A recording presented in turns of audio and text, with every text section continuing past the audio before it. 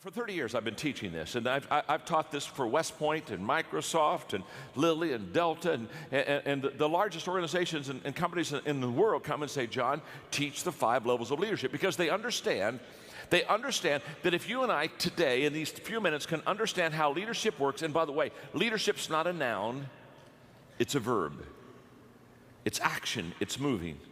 And if we can understand how to go from level 1 to level 2 to level 3 to level 4 to up to level 5 in our leadership, we expand our leadership, we expand our influence, and we expand our effectiveness. So I'm ready to go. I know you're ready to go. Okay, here we go. Level 1, we're going to start at the very bottom level. This is where you start. This is where we all start. The bottom level is the position level. At level number 1, this is where we all start. We all start with a title. We all start with a job description. We all start with a position. Okay? And the key word at level number 1, the key word is rights, R-I-G-H-T-S, rights. In other words, people at level number 1 follow you because they have to. In other words, you're the boss, or you have a title, or you're the supervisor, and anybody that's under that person, they just basically follow that person. Now, this is the beginning of all of our leadership journey. We get a leadership position. In fact, people will come to me all the time. They'll say, John, I just became a leader last week. And when they tell me they became a leader last week, I know what they meant. They really didn't become a leader last week. What they really did is they got a leadership position last week. And by the way, the position doesn't make you a leader. I know a lot of people who have a position of leadership, but they're not a good leader. You know that too. You probably worked with them before. So the position doesn't make you a leader, but if you're a good leader, you can really make the position. But it's where we all begin. Now, the upside of level 1 is simple. It's a place where you and I get to shape and define our leadership. We get a leadership job, we become a supervisor, and now we begin to work on ourselves as a leader, and we begin to define who we are. That's kind of the upside. Now let me give you the downside of level number 1. The downside of level number 1 is the people who follow you will give you the least amount of their energy and effort. In other words, if they're following you because they have to follow you, if they're following you because that's what they've got to do to get their paycheck, if they're following you because you have the position over them, if that's the case, they will always give you the very least of their time and of their ability and of their effort and of their mind. People don't like to have to follow people because they have to follow people. And this is a great mistake that people that have positional leadership make. They think, well, I've got the title, I've got the position, so now everybody will follow me. Well, they're following you, but they're only following you many times if you're not a good leader because they have to. It's the only way that they can get paid. Just think of this. Level number 1 is where you're going to get the very least of people's energy, effort, and mind. Let me tell you, I've seen it many times when I've gone to work with companies on leadership. You can always tell a level 1 leadership company or level number 1 leadership culture. You can always tell it because, let's say quitting time is at 5 o'clock. In level 1 positional type companies, if quitting time is at 5 o'clock, guess what? At 4:30, everybody is clearing the desk. Oh yeah, they're moving stuff out of the way because it's only 30 minutes until the highlight of their day. And so they're already starting the countdown. So they're clearing their desks because they want nothing to impede their progress when they leave the building. So they've got at 4:30 the desk starts getting cleared. At 4:45 they get away from the desk and they go around and they go to the different cubicles and they're saying their goodbyes. And they're saying, boy, it was great to be with you today and had a good time and see you tomorrow. And they're doing all that kind of stuff because, again, at 5 o'clock, the big time, at 5 o'clock, they don't want to have to be encumbered by doing relationship stuff. They want to do that on company time. You understand that. At 4:50, they're going to the restroom. Of course. You want to be sure to pee on company time. Of course, so they're over there in the restaurant. They're just, okay, now they got that and at 4:55, they're back at their desk, and they're changing shoes. They're changing their shoes. They're getting on track shoes. They're getting on, they got to get something, because at 4:57, they are in a starting position. They are counting down. And at 5 o'clock, Everybody's gone. I mean, everybody, you say, what do you mean everybody's gone? Everybody's gone. At 5 o'clock, they're all gone. I mean, you look around the office and they're gone. In fact, they're gone so fast, it startles you. And you run over to the window to look out in the parking lot, and you're totally shocked. All the cars are gone. And you ask yourself, how could people leave a building so fast without a fire drill? Let me explain. In positional companies, when people come and park in the morning, they're very careful how they park. They back their car. Yeah.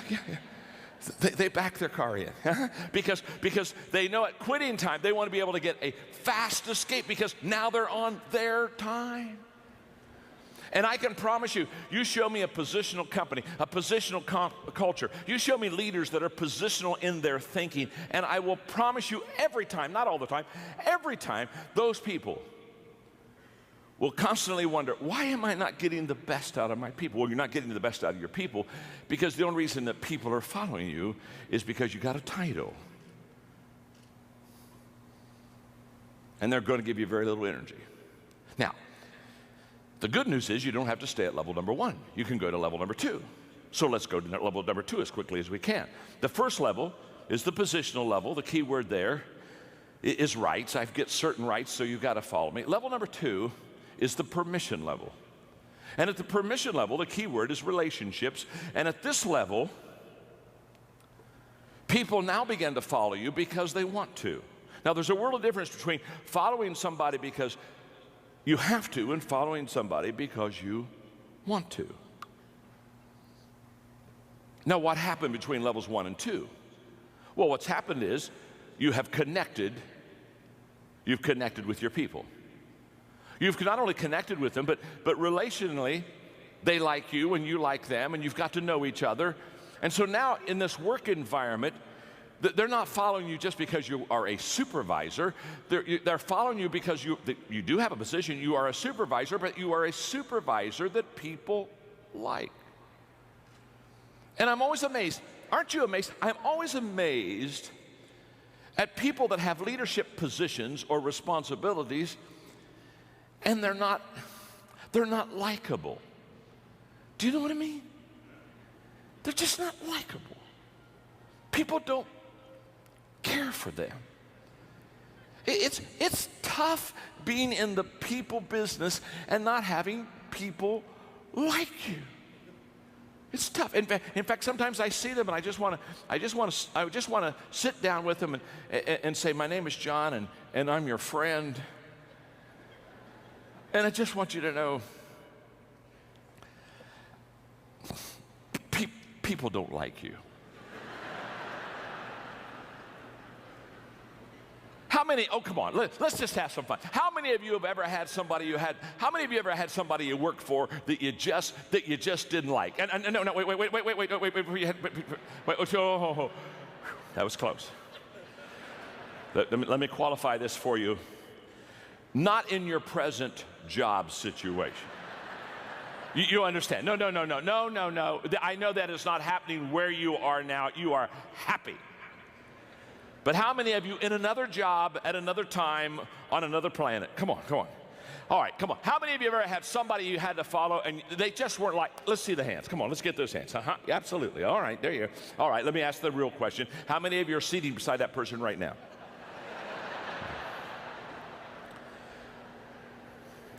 Relationships with people are the foundation of leadership. You build your leadership off of relationships. Why? Because leadership is influence. And you cannot influence somebody that you antagonize. And every one of us know what it's like to have somebody,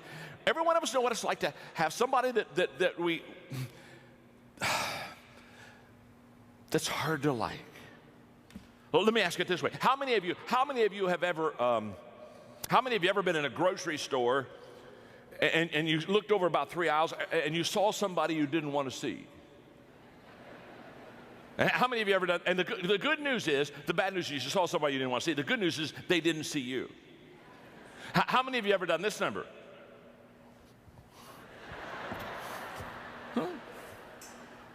Hid from somebody. Now, in this, on level number 2, what happens is you begin to develop relationship skills. And let me describe the leader on level 2. The leader on level 2, they have 3 things that they do extremely well to be a relational leader. One is they listen well. In fact, they take all of their leadership cues from walking slowly through the crowd and listening. They listen well. Secondly, they observe. They're conscious about where their people are and what their people are doing, and they're constantly observing them. And thirdly, they're learning. They're learning. And then in the process of listening, observing, and learning, they have an attitude of servanthood. They know how to serve. And they not only know how to serve, but they do serve. And they not only do serve, but they love to serve. One of the things that I love about Chick-fil-A, I live in Florida now, and so when I went down there, I began to talk to Chick-fil-A people. Said, come on, you got to get a whole bunch of Chick-fil-A's down in my area because I lived in Atlanta and I need my Chick-fil-A fix, and they're starting to come down, and it's wonderful. But can I tell you what I love about Chick-fil-A? They have a servant culture. Level number 2, they got that wired. They've got this relationship stuff wired. It's my pleasure. How can I serve you? It's a mindset. It's a culture. And if you're going to grow as a leader, you have to grow beyond your position, beyond your title. Yes, you have a position. That's level 1. But the second level is relationships and the ability to get along with people. That's level 2. Let's go to level number 3. There's another level higher. The third level is the production level. The key word there is results. And at this level, you're starting to help the bottom line of the company. You're starting to, quote, bring home the bacon. At this level, you become effective as a leader. And you become effective as a leader on level number 3 because you produce.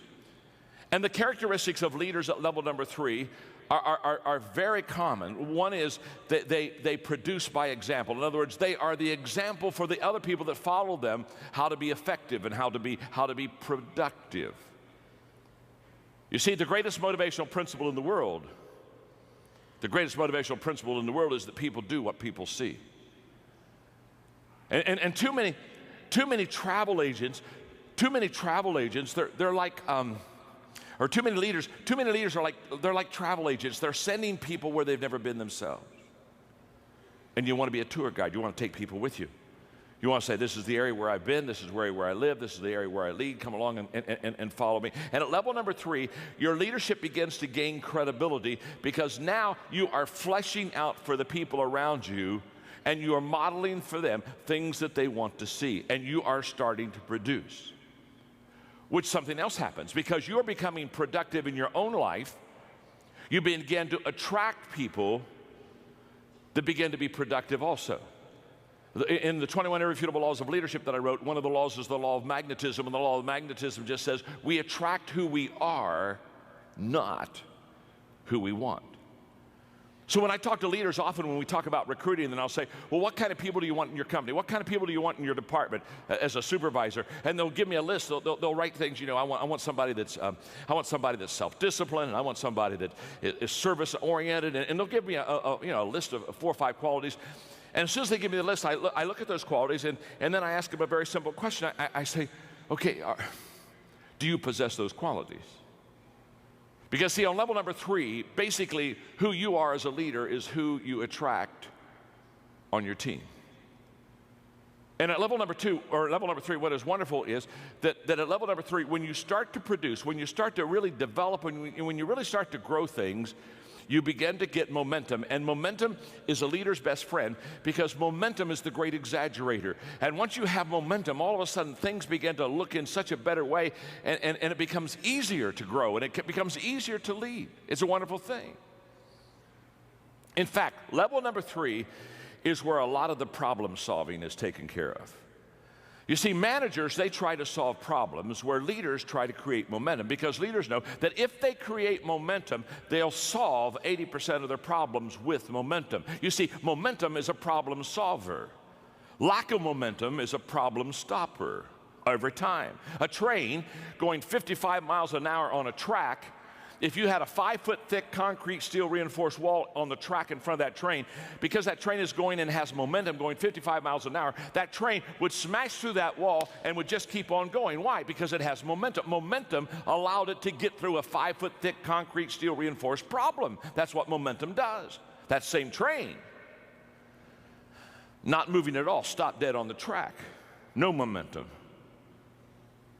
If you put a 1-inch block in front of the driving wheels of that train, just a 1-inch block, that train can't even get started. Now, isn't it interesting? Same train that smashed through a 5-foot thick concrete steel reinforced wall because it had momentum, that same train without momentum can't even get going with a 1-inch block, can't even get going. It has no momentum.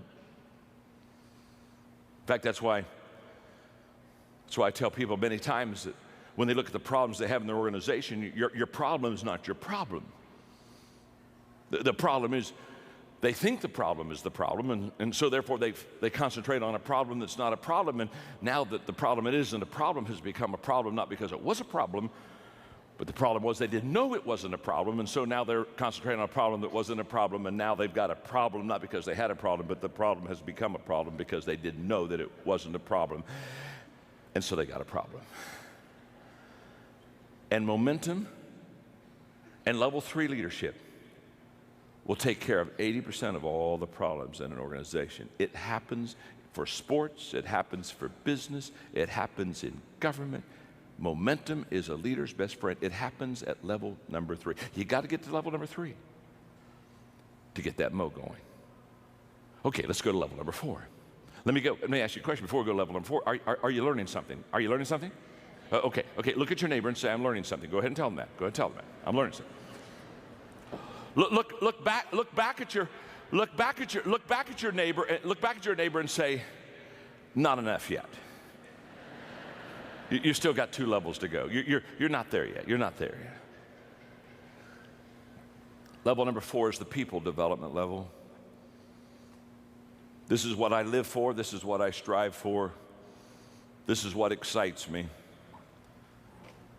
Something magical happens when you begin to understand the most appreciable asset you have in any organization is the people of that organization.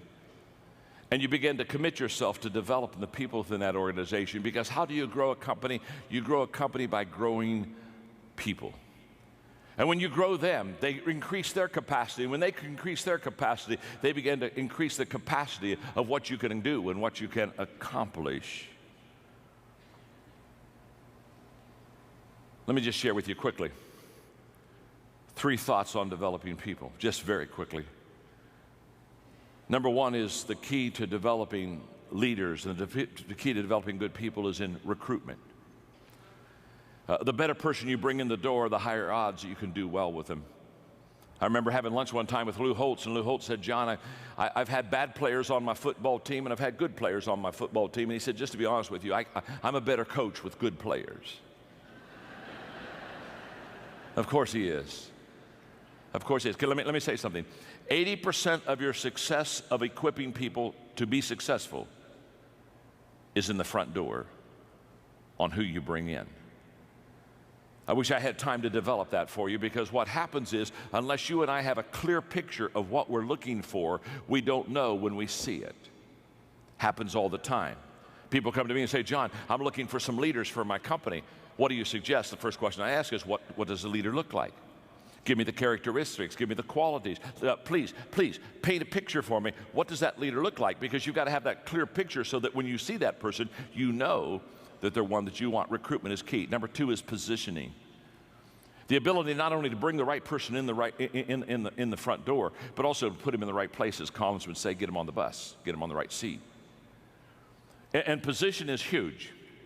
And what I've discovered is that successful people have always positioned themselves well. When you see a successful person, they're successful because what they have done is they've found their strength zone and they've found their niche, and they stay right in that sweet spot, and they just work that sweet spot. You've never heard anybody be in an interview that was successful that you came up and you interviewed them and they said, well, the secret of my success is that I've never discovered what I was good at.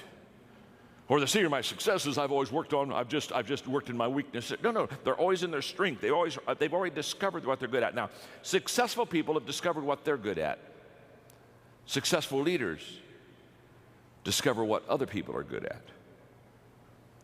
Successful people position themselves well. Successful leader position the other people well. And at level number 4, that's exactly what happened. The leader is always looking at the people, observing, watching. Just like last week, I went back to my first school. I graduated from Ohio Christian University in a little town in Circleville, Ohio, and it's a little school, and I go back every year, and I give them a day to speak, and they get all the proceeds and keep the money. And so because I grew up in that town, I told one of my friends that played ball with me, Tim, I said, Tim, let the ball players, let the team know, let some of my high school kids know that I'm going to be in town, and let's have a dinner afterwards. And we had over 50 people came together. I hadn't seen many of my high school mates since I graduated from high school, clear back in 1965. And we had a wonderful time. We laughed and talked and told stories for 2 hours. And Coach Neff, our basketball coach, he came back. Hadn't seen him for years. And when I saw him, I thought of myself, and I thought of back in those scrimmages in basketball, because the first scrimmage every year, Coach Neff would take the first team, and he'd say, now I'm going to let you play the second team, but there's one condition. The first team is not going to play their position. And he'd take Doug Roth, who was 6'8", and put him out at point guard. I remember he stuck me one year under center, and he put all the first team players out of position on offense. But he let the second team play in their position. And the second team always beat us in the scrimmage. Why'd they always beat us? Because, and then he would stop and he'd say, let me just explain something to you. No matter how talented you are, if you're out of position, you'll never reach your potential. What was Coach Neff teaching us? He was coaching us, and he was teaching us that it's key to get positionally correct. And it's also, as a leader, key to get your people in the right position. And at level number 4, that's what happens. At level number 4, you recruit well, you position well, and then you equip well. Now you take them and say, okay, I understand what their strength zone is. I understand what their giftedness is. Now I'm going to equip them. I'm going to come alongside of them, and I'm going to develop them, and I'm going to train them. And I use a very simple, for many, many years, a simple 5-step equipping process. It really works. Step 1, I do it. It's that simple. You can't teach somebody what you can't do yourself.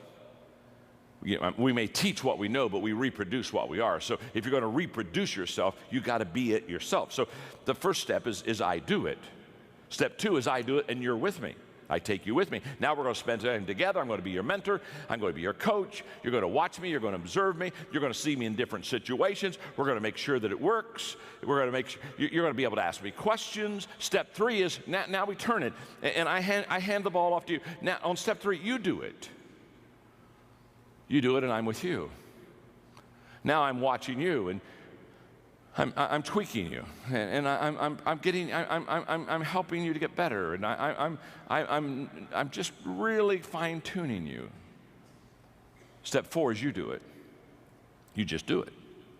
You don't need me anymore. You know how to do it, and you do it well.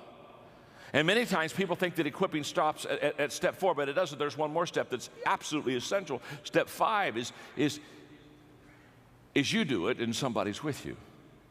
You've never really trained and equipped somebody until they can multiply themselves. That's where all compounding is. That's where all compounding of time, money, influence, the whole process. Compounding begins when you can train somebody who has trained somebody. I know that well because 14 years ago, I started a nonprofit organization called Equip that is now the largest leadership organization in the world, and we've trained and equipped over 3 million people in 154 countries. And the key to that is we don't train anybody unless they make a commitment to train somebody else. It has to continue to go on. That's level number 4. It's a beautiful level to be on. It's the level where you develop people. Now there's one more level. That's level number 5. The pinnacle level. The pinnacle level, the key word there is respect. You've done it so well with so many for so long that people just absolutely follow you. They follow you because of who you are, the qualities you have in your life. They follow you because of what you have done. And there's a great amount of respect. And it takes a long time to get to level number 5. Most of us aren't there. All of us would probably like to be there, but it's a lifelong journey. And what I want you to understand about the 5 levels is that's exactly what leadership is. Leadership is an always ongoing, always learning, growing process. Okay, let me ask you a question. You've got the 5 levels there, and you can see them, and you can see how each one kind of leads into the next one. And probably the question you've asked yourself now by this time, because you're a sharp crowd, you've asked yourself, wonder what level I'm on. Am I on level 1, or am I on level 3? Am I on level 4? You've already done that. I know you have. That's what I would be doing if I'd be sitting there. I'd be saying, okay, where are you, Maxwell? And if you ask that question and you kind of go deep in that question, you're going to get a little frustrated, because you know what you're going to discover? You're going to discover that you're not on the same level with everybody. That with somebody, you're maybe on level 2. With somebody else, you may be on level 4. Isn't that true? If somebody new came in the company, you're on level 1 with them. And what you're going to discover is that you're on different levels with different people. Now, I wish I had an hour to teach this whole process, but here's what I want you to understand. Here's your assignment, very simple. Take the people that you lead, put their names down, and ask yourself a simple question. What level am I on with that person? Do your best to kind of put a number there, and I know it can kind of bleed together, so it's not quite an exact science, but do your best shot, because after you know what level you're on with each one of your people, then you're going to know specifically how to lead them. Now, here's the key. Whenever you try to cast vision with people in your organization, in your department, they don't see you based upon who you are as a person or as a leader. They see you through the 5 levels grid. And a person on level 1, when you talk about a vision, a person on level 1 sees you entirely different than a person on level number 4. The commitment level is much higher the higher you go with your people. So therefore, when you cast a vision, or when you lay it out for your people and say, this is where we want to go, just understand, it may be the same company, it may be in the same building, it may be the same time, it may be the same speech, but the reactions are going to be different. And the reactions are going to be different because they're on different levels with you. So take the notes, study them, apply them to your life, begin to be a student of the 5 levels of leadership. And I wish you well. Because leadership is influence. Always has been, always will be. And within you, you have the power to increase that influence. God bless. Thank you very much. Have a great day.